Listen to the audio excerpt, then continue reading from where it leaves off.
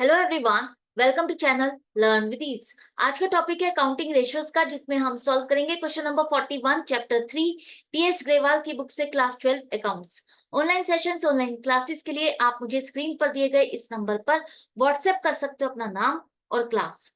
अगर आप टीएस ग्रेवाल के साथ साथ डीके गोयल बुक को फॉलो कर रहे हो और सॉल्यूशंस ढूंढ रहे हो तो चैनल की प्लेलिस्ट को क्लिक करो, आपको न्यू एडिशन के सॉल्यूशंस अपलोडेड मिलेंगे। साथ में ही कम्युनिटी सेक्शन में एमसीक्यूज मिलेंगे क्विज की फॉर्मेट में और एमसीक्यूज के सॉल्यूशन शॉर्ट्स में। तो बहुत कुछ है चैनल पर, विजिट द चैनल। अच्छा लगे तो शेयर और सब्सक्राइब जरूर करना। क्वेश्चन में कहा है कि इस इंफॉर्मेशन के बेस पर आपको इस कंपनी की लॉन्ग टर्म और शॉर्ट टर्म फाइनेंशियल पोजीशन को बताने वाली रेशियोज कैलकुलेट करनी है। तो लॉन्ग टर्म फाइनेंशियल पोजीशन हम कैसे फाइंड कर सकते हैं, कौन सी रेशियो निकालेंगे? Debt equity ratio. Debt equity ratio के लिए हमें चाहिए लॉन्ग टर्म डेट्स और शेयर होल्डर्स फंड। तो आपको इतनी सारी इंफॉर्मेशन में से जो सिर्फ आपसे रिलेटेड इंफॉर्मेशन है वही निकालनी है, बाकी इंफॉर्मेशन को इग्नोर करना है। तो लॉन्ग टर्म डेट्स का मतलब है long term borrowings plus long term provisions.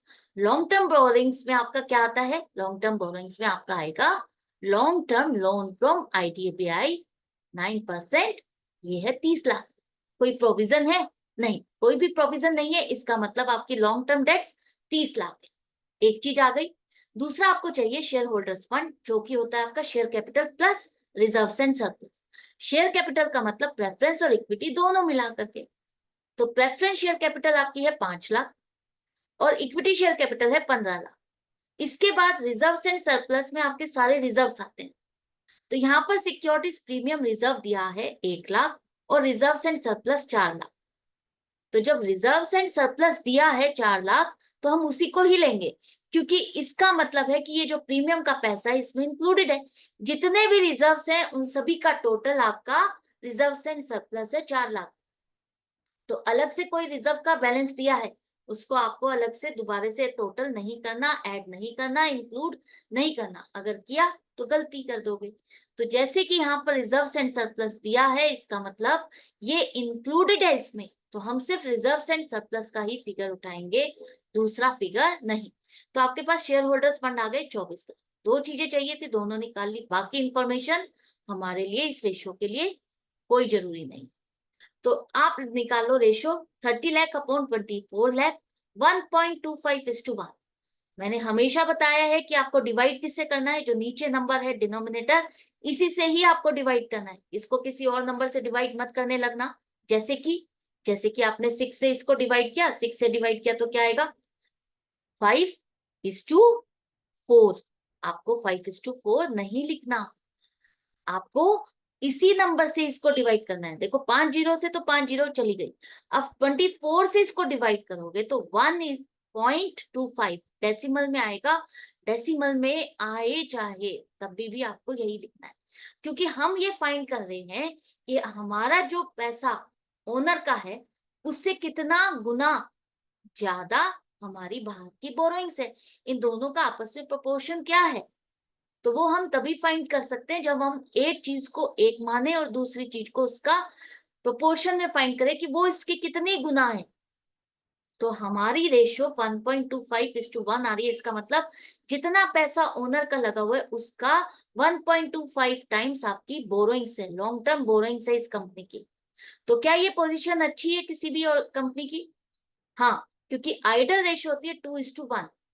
मतलब अगर आपकी इक्विटी का दुगना आपकी लॉन्ग टर्म बोरोइंग्स है तो वो लास्ट पॉइंट है, डेंजर पॉइंट है कि यहां तक तो ठीक है चलेगा, लेकिन अगर इससे ज्यादा हो गई आपकी डेट्स तो आपके लिए नुकसान है।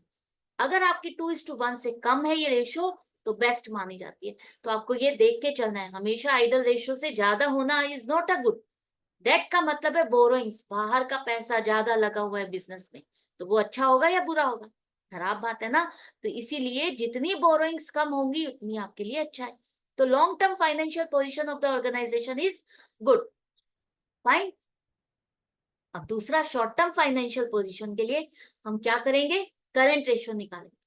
शॉर्ट टर्म फाइनेंशियल पोजीशन हमें पता चलती है करंट रेशियो और क्विक रेशियो, दो चीजों से आप निकाल सकते हो। तो करंट रेशियो हम निकाल सकते हैं। क्यों? यहाँ पर क्विक रेशियो हम क्यों नहीं ले रहे? क्योंकि हमारे पास यहाँ पर इन्वेंट्री नहीं, इन्वेंट्री नहीं दिया तो इसलिए हम सिर्फ करंट रेशो ही निकालेंगे। तो करंट रेशो के लिए हमें चाहिए करंट एसेट और करंट लाइबिलिटीज, जो कि दोनों ही आपको दी है, 12 लाख और 8 लाख। बस अपनी वही फिगर उठाओ और रेशो कैलकुलेट कर दो, बाकी किसी और चीज को देखने की जरूरत ही नहीं। तो आपकी रेशो बन गई 1.5:1। क्यों? क्योंकि आपने 8 लाख से इसको डिवाइड किया। आपको किसी और नंबर से डिवाइड नहीं करना, आपको इसको 6/4 या 4, कोई और नंबर भी बनता है क्या, 3/2, वो भी नहीं लेना। तो आपको सीधा सीधा 8 से डिवाइड करना है। 5 जीरो से तो 5 जीरो चली गई, 8 से इसको डिवाइड करो, चाहे आपका नंबर डेसिमल में आए। क्यों? क्योंकि इससे हमें ये पता चलता है कि कितनी करंट लाइबिलिटीज है और उसकी कितना गुना आपकी करंट एसेट अवेलेबल है इस ऑर्गेनाइजेशन के पास, ताकि वो अपनी करंट लाइबिलिटीज की पेमेंट के लिए इन एसेट्स को कन्वर्ट कर सके एसेट में। तो हमारी करंट एसेट सफिशिएंट है, कैश में कन्वर्ट करके हम अपनी करंट लाइबिलिटीज की पेमेंट कर सकते हैं। Although it is less than ideal ratio. Ideal ratio क्या है आपकी? 2:1। आइडल रेशियो से तो कम है, लेकिन still it is quite good for the organisation. Short term financial position इस कंपनी की अच्छी है। तो लॉन्ग टर्म और शॉर्ट टर्म दोनों फाइनेंशियल पोजीशन इस कंपनी की अच्छी है। आई होप ये क्वेश्चन भी आपको अच्छे से समझ में आ गया किस तरह से निकालना है। घबराना नहीं है, जो इंफॉर्मेशन चाहिए बस फॉर्मूला पता है, इंफॉर्मेशन क्या चाहिए वो पता है, तो बस उतना ही पिक करो और रेशो को कैलकुलेट करो। तो इसी तरह से सीखते रहो, समझते रहो। मिलते हैं नेक्स्ट वीडियो में।